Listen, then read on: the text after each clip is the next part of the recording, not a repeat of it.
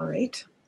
This is Wendy Dewar-Hughes and Bet Daou from Author Success Guild, and today we're going to be talking about branding with social media.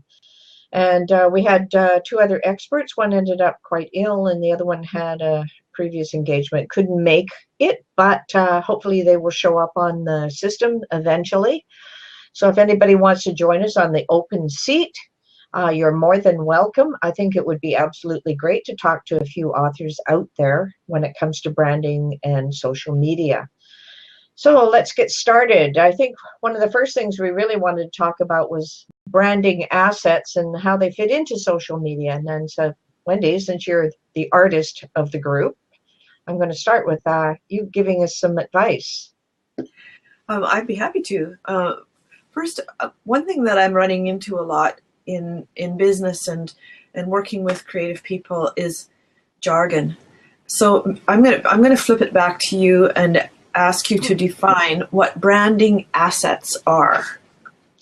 Now, branding assets basically are your visibility. So if you take a look at one of my books up behind me, up in here, that's how my brand looks. It has the blue and gold and the green. It has a certain font that I use for everything. And I don't think we can see the font closely, but I'll pull one of these down. This one just happens to be on branding.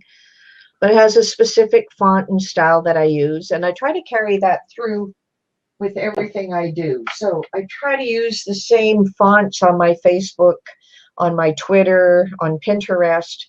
It's not always available, but the color schemes can remain the same. So this particular book series, that is the brand assets that I use. So it's font, it's typeface, it's color, it's how we portray images, whether I put frames around everything all the time. That's all part of my brand, because when people think about me, that's what they see, that's what they think about. Now, for my own personal brand, I have done something a little bit different, but I've got the colors mauve woven into it, but I have a certain typeface that I use. So it's my logo, it's the images that I use, they all reflect on me and what I have. So if I'm writing a blog article, I try and incorporate all of that in there. Even when I put a different image for every blog article, it all ties together. And Romance Only Reads, the colors are more on pinkish, and it remains the same. It has that soft appeal. So that is a brand in itself as well. And then for you, Wendy, you have a whole new thing. I look at you, I think of, oh boy, I'm going to go to the beach today. So, so all of those things tie together, but you have to look the same. Otherwise people think, oh, well, they're, what are they really portraying? What kind of genre are they really in? You can write in two different genres, but then you've got to separate it out to two different brands. Yeah, and I think last week you brought that up as well. Yeah, that's a good description of what branding assets are. And I think the word assets also is, when you think of an asset in financial terms, for example, an asset is something that works for you. It's a plus, not a minus. So if you think of branding assets, then you can think of those things that you pull into your entire look and feel and concept, that it works as an asset for you. And I'm glad that you brought up that continuity, because that's so important. One of the things I've learned being in business for many years is that a confused customer is not a buying customer.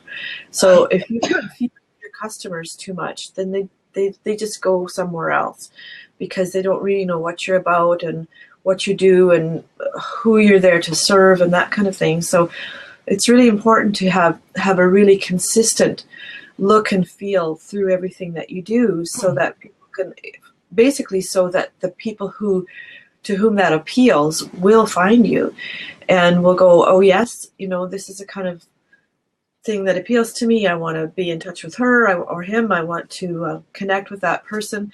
So if for example, that you're a romance author who also likes to ride motorcycles, but never actually writes about them, you're posting on social media always about motorcycles, that's going to confuse your audience, because you want them to know that you write romance novels. You're selling motorcycle parts. And so when you think about consistency throughout your brand, what's your header on your social media? Is it consistent with Facebook and Twitter and Instagram, or whichever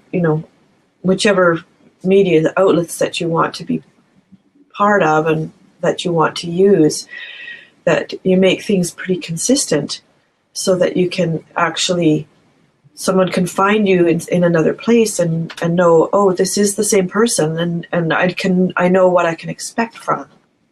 Mm-hmm. Looks like we've got Gary here in the dark. You're a bit dark there, Gary. Yeah, just 1 second. It's all that bright sunshine. I'm not sure that's going to make much of a difference, but yeah, I got a light. Oh, it does. Now we can see you. Yeah, that's No. better. All right. Yeah. I guess you probably heard we're just talking a little bit about branding assets right now before we get into the actual nitty-gritty. So your 2 cents, Gary.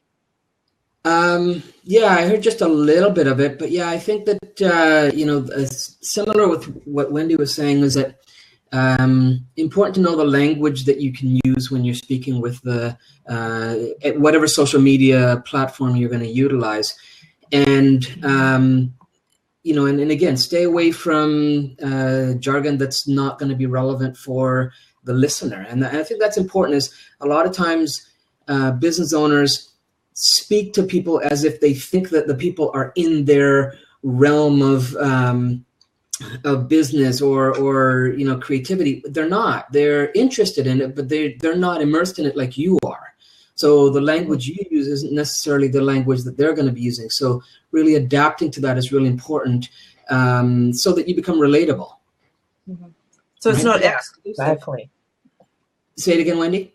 So it's not exclusive. If it's Exactly. exclusive, you have to be an insider to understand the language, then it's exclusive. In other words, it excludes anybody who's not an insider, and that's off-putting. It is, especially when you're in the model of generating, new readers and new buyers. The exception to that is when you're creating a specific targeted group that you are molding to be elite, or they're like like a membership you're doing, and you're creating a social culture that has that jargon. That's different, right? But when you're introducing someone in new, they don't know. So you need to in martial arts we say you need to align and redirect. So you align with where they're at, and then you redirect them to where you want to take them. Right. But instead of, no, this is what I mean, this is what, and just, throwing your language and your jargon at them, instead of saying, where are they at? And then how do we create the bridge so that they can understand what these things are, and then take them along to the next level of whatever it is you're going to take them to. I guess a good example of that is in the writing world is, are you targeting readers of I'm getting an echo. Or are you, when a writer writes materials for other writers? Yeah. So often a writer will branch into writing nonfiction for, basically how to write whatever, and the audience is other writers. Then you can use that exclusive language because the writers understand it. But if you're trying to use the same language with readers, it's all wrong. It's the wrong language. Mm-hmm. Yeah, and and when you're talking about branding and or marketing, it comes down to knowing how to communicate to your people, right? It's all about language, whether it's digital or whether it's physical, and you're actually verbally saying it. It all comes down to knowing how to communicate to your people, and what's the consistency of that's coming across, and that's where the branding side of it comes across. We talked last week a little bit about the difference between branding and marketing, and how you should mesh the two, and they're not separate of one another. They should be work together. A lot of people watched big football game yesterday, and yes. I try to stay away from a lot of that stuff, but I do get interested in what the advertisers are doing. and what their strategies are online. And, you know, there was very few, believe it or not, the amount of money they spend for those things, there was very few of them that had a direct call to action, right? And some of them that were so interested in more of the creativity in what they were doing that to me, from a potential consumer on the other side, lost, you created that confusion. You know, you talked about that confused person doesn't, it created, I was like, what was that ad about? And, you know, it put me in that state instead of, oh, that's interesting. Oh, hey, I got to call, pick up the phone and check that out or get online. You just, and you know, the amount of money they spend for the branding, you know, overlooked the marketing, and it also overlooked, you know, meeting people where they're at and then leading to where you want to take them. Yeah, so that comes to the thing where they've concentrated on the one thing. They just want brand awareness. But what good is brand awareness if you've got no call to action, like you said? I just remember some, I can't remember, it might have been Nescafe, had kind of a storyline in their ads. They had some woman knocking on a door, and the guy lent her sugar or coffee or something, and you watch them form a relationship over a period of time. But I still didn't see a call to action. The ads were cute, they were memorable, great. Did it translate back into an ROI for what they spent on it? I know, and a trackable. Not only that, but a trackable ROI. Yes. You know, when they have a platform that I mean, think about it. If any author on this call, right, had the opportunity to be in front of 1/10 of that crowd, okay, and you stood up there and you just did a brand and never got a call to action, what a waste of time and energy and resources. Yeah, and that quite often happens in large organizations as well. You know, we call it Madison Avenue type marketing, and that's, you know, they're more interested in trying to get the award than they are getting the results and getting the, you know, and that's really where they're getting the acknowledgement from their community of, hey, that was creative, or that was really well done. Well, how do you know it's well done? You know, it may be well done for creativity, but it's not well done for the purpose of generating business, especially when you're spending the amount of money you have to spend for just 1 minute or 30 exactly. seconds. That brings up another point that we talked about a little bit earlier before the call, and that was, you want your brand to reflect what you want to portray. Mm-hmm. So it's really important to know what message you're trying to send, so that the audience to whom you're trying to send it will get it and will understand it. So, you know, to use the big football game analogy, if an author went on there and just talked about feeding her cat, yeah, what does that portray? Yeah. Well, even if she wrote about cats, it wouldn't do any good. Exactly. So on social media, if you look at what are you doing on Facebook, what are you doing on Twitter, and that sort of thing, sure, we want to share, you know, personal stuff, you know, about our lives and whatnot, so that you become known.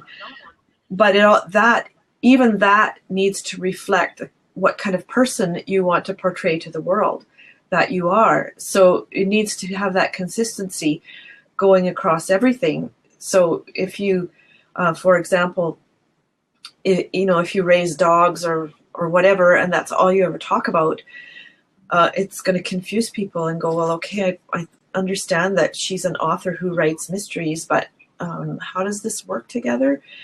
And also, if you're writing, here's an example that is a little bit closer to home for me, and that is, I write sweet romances. That's one of the things that I write, and a sweet romance, by definition, usually has no profanity in it. Well, if I use profanity in my everyday life or in what I put on social media, that's going to work against me, convincing anybody that I'm a credible sweet romance writer. Exactly. Yeah, exactly. It's just pulling away from your brand. Mm-hmm. So, you know, when you're trying to tie your branding in, and it's a message, you know, on Author Success Guild, if you go there, you're always going to see our puffin sitting at a desk with Author Success Guild, no matter where you go. And he's incorporated everywhere, in our Facebook page, in our Twitter and Pinterest, you know, wherever we happen to go. sometimes that is the thread, is that logo. But, you know, our mission and vision have to tie into it as well. And branding, you know, all fits back into your mission and vision. And I know we haven't talked much about that part of it, but everybody has a mission.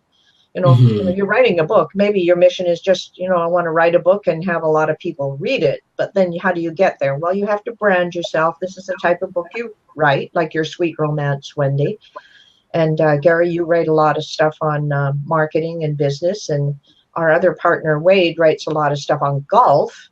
So, you know, we kind of tease each other in those realms. Mine is strictly business. And yeah, I'd love to write a story, but I tell my stories in a different way. I tell them more in one other focus. So it's just a matter of like, okay, how do I tie all this together and keep it consistent? And it all comes back, when we talked about it first, is the branding assets. So I know in Northern California, people recognize the book because they were almost at every networking event going. They were distributed through the Better Business Bureau, through the Chambers of Commerce, through networking groups, you know, that type of stuff.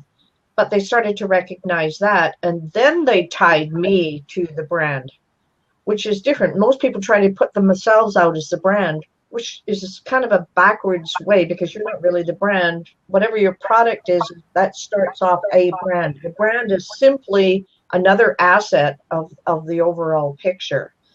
So I don't know if that makes any sense. Although sometimes for authors, branding yourself as the brand. You are the brand if you want to have a career as an author. You want to become known for your name or for, you know, a style or whatever. To me, it has to be almost synonymous, that I'm not just a company with a brand.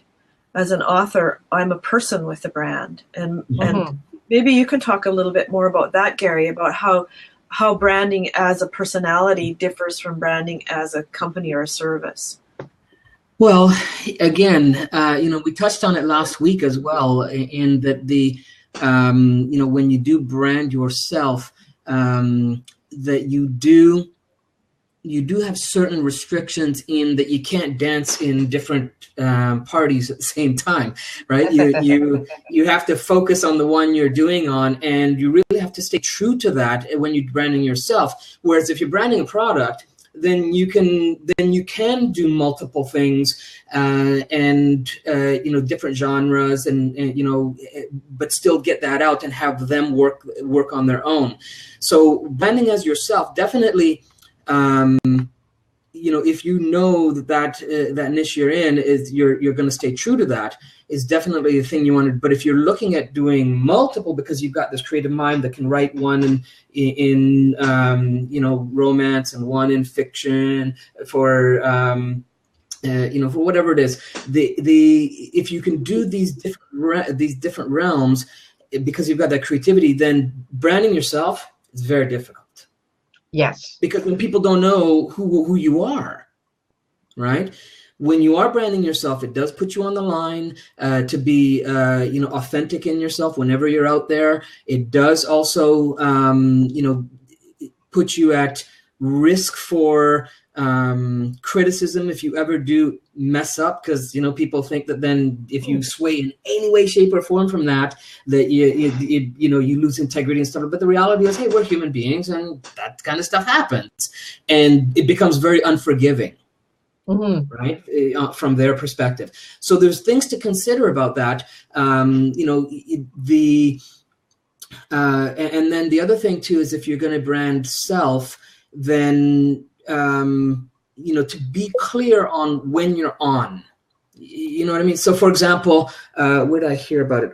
They were doing I came across, there was an interview on TV with, I think it was Beyonce. And one of the people that were talking about her performing at the show and stuff like that, one of the people that were talking about her says that the person she is on the stage is not the person she is off stage. Oh, really? Wow. Yeah. right? The person she's off stage is very timid, very she's very, she's very nice, and she's got a nice, great personality in that way. But when she's on planning mode to do the show, she's a bull. She's like, she takes no BS. She doesn't get pushed over. She's a strong woman in that realm. Not that she's not strong in the other realm, but she's very commanding. And so on stage, and I know there's a fair amount of performers out there that they do have this alter ego. It's like this whole different personality shows up when they get that mic in the hand or when they're on stage. Yeah. So that's right? more of a brand, right? And when they're on, that's what they present. And that's their brand, basically, when they're on. So as a writer, you have to be that person, and you can be different in your private life if you want to. Yeah. For sure. But there's a certain amount of consistency that has to go through, and I think it's important to remember this, that if you're in the public eye at all, or you're working with people at all, that it's important to put across that authentic, consistent image wherever you go. I remember a few years ago reading about a businesswoman who had to take a flight. She was putting on her own conference, and she decided to, when she was flying, she wanted to be really, really comfortable. So she wore her sweats and put her hair up in a scrunchie, and and she got on the plane, and 2 or 3 people who were going to her conference were on the plane, and she had no makeup on. And I thought, excuse me? You wouldn't actually appear in public like you want to appear to everybody. And I mean, you look at the tabloids at the grocery store, and you see the candid pictures of the so-called stars who go out to the grocery store and looking terrible. I mean, that, to me, that doesn't make sense. If you're trying to portray an image, it should be authentic, or I mean, if you look like that now, do you look like that all the time? Or because honestly, when I see some of those pictures, it lowers my opinion of those people. If they don't have enough self-respect to actually take their business seriously and portray themselves in the same manner everywhere, that's unprofessional. Well, I think that's the key right there is the taking it seriously. I think that when you do brand yourself, you have to remember that you are the doorway to your product. The face of your brand. And if someone comes to that doorway and they don't want to approach it, or they're scared of it, or they're uncertain about it, they're not going to open it up. Well, right? Yeah, exactly. And the funny thing is about the face there, with me, because I'm an older person, sometimes I don't want my face there because I figure it would have an impact on what people think that I can write. Just, my brains fell out of my head when I turned 60. I mean, that's sometimes a perception that happens. They don't realize that people still gain knowledge through their whole life, and it depends what you do with it. So being older shouldn't affect it, but the solution to that, though, and because I think that's a valid concern, that people don't want necessarily their face to, because of whatever reasons. I think that is, so the solution to that we do is we then suggest to create like an avatar image, like a characterized image of you, and use that as your branding. I've seen that. And that works really quite well, because you can get an essence of the person, basically get a good character draw to do that and use that as your branding. Yeah, can I put it on my face when I come to a black? Put a little mask over it. Yeah. Yeah. So but when you put it on your product, or put it on your sales material, or put it on your profiles or whatever, that becomes the thing that logs in, that they recognize for that. One of my mentors, Dan Kennedy, who's a direct marketing guru in the world of direct marketers, he has this where because his branding for many years was no bull, right? So it was no bull marketing, no BS marketing. Sorry. Yeah. So he would be, his character was a character of him actually riding a bull, and that bull is synonymous in the marketing world of, we know it's Dan Kennedy style marketing. Yeah, and I have a friend, Bill Ballou. He has a forum and all kinds of things. If anybody knows Bill Ballou, he's got wonderful caricatures. You never see her face anywhere. You always see that image. Yeah. Yeah. So we only got a few minutes left. So I want to leave the, and I'm, again, apologize for those of you that were, for me coming on a little late, for those of you that were expecting us to jump in and go right into the social media branding. I want to leave with something solid that you can take away with to apply in whatever medium, whether it's Facebook or LinkedIn or Twitter or YouTube or wherever you're branding or you're putting yourself out there on social media. Again, it's about the communication. So if you can do the communication, and the acronym I use is to do it with ease. So first thing you want to do is you want to make sure you have a component of whatever you're doing that educates your crowd. Okay, so if you're educating them with facts and just even, taking them on that path from not knowing the jargon to leading them over to knowing the jargon, you need to educate them, right? The other thing you want to do is you want to entertain them. So you want to keep them entertained so that and that could be through a story of what's going on in your life. It could be through, just the process you're going through, even just telling about how you're creating your brand, or the process of what you're doing to write the book, whatever it is, to entertain them so that they feel like something they want to come back to. My terminology is for soap opera marketing. You give them something they want to tune into every day. Okay. Yeah. You want to enlighten them, so you want to give them new interesting things about yourself and about your product that maybe nobody else would know. So if you're doing it on Facebook, you might have like a fact of the week, or or insight to a character or something like that may not necessarily be in the book, but it gives more volume to what it is that you're putting out there. Then you need to engage them. So get them so there's interactivity going back and forth. We do that on our page through, doing surveys, and we consistently are asking for comments and feedback and stuff like that on different posts. So we to engage the audience so that they become not just observers, but interacting, and they feel like they're part of a family. Okay. And then to endear them. So you want to give them things that shows your heart, right? You want to be real. You want to be true, so they see that you're a real person, right? So maybe there's a personal story going on in your life that maybe can touch their heart, or get them to laugh, or whatever it is. You want to do things in your communication on all these different mediums to do those things. And then last but not least is that's when you sell them. Unless you do those first E's first, then you're not ready to sell them. Right, which is the call to action.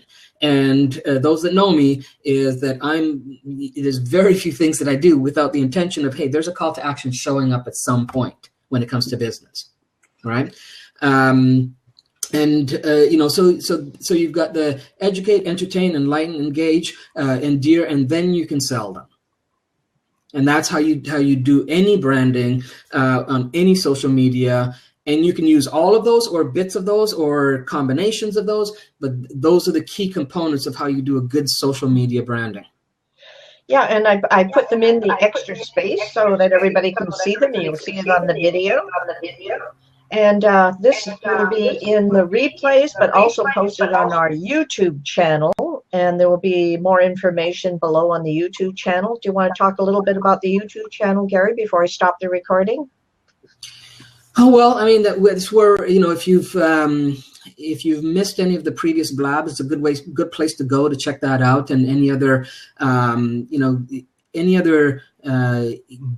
tidbits of information that we have that we're going to put out, whether it's from Author Success Guild course, or whether it's new upcoming stuff. That's kind of where we'll post the videos. So yeah, definitely, if people want to go and check that out, it's a good place to also get all the archives of what we've done for blabs as well. So to keep an eye on that, to get caught up, because we've got some really great blabs up there as well.